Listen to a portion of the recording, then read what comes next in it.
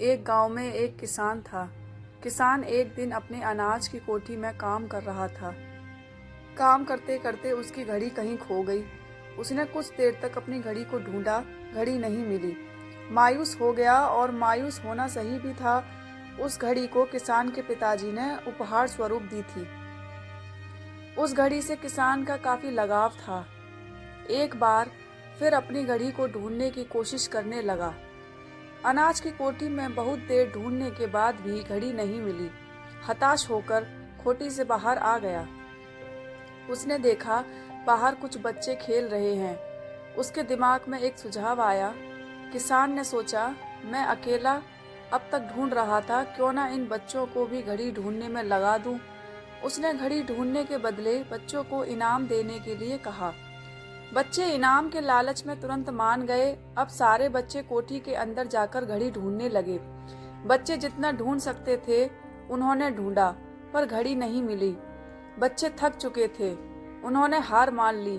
किसान भी अब थका और हारा महसूस कर रहा था। बच्चों के जाने के बाद वह हताश और परेशान बैठा था। कुछ देर बाद एक बच्चा वापस आया। आकर किसान से बोला, क्या मैं फिर से घड़ी ढूंढ सकता हूँ? किसान ने कहा, ठीक है।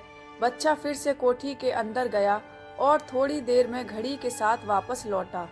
किसान ने देखा बच्चा अपने हाथों में घड़ी लेकर वापस लौटा है।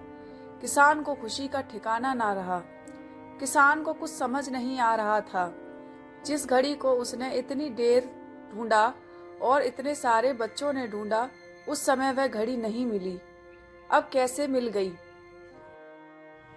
उसने बच्चे से पूछा, तुम्हें यह घड़ी कैसे मिली? बच्चे ने कहा, कोठी के अंदर जाकर वह एक जगह पर खड़ा हो गया और शांत वातावरण में घड़ी की टिक टिक सुनाई पड़ रही थी। मैंने घड़ी की टिक टिक की आवाज की दिशा में ढूंढना चालू किया और घड़ी मिल गई।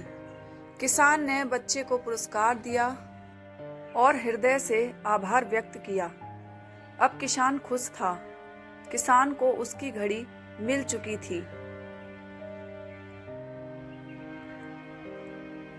सीख। इस कहानी से हमें सीख मिलती है, शांति हमारी सफलता के लिए जरूरी है। शांत चित्त रहकर ही हम सफल हो सकते हैं।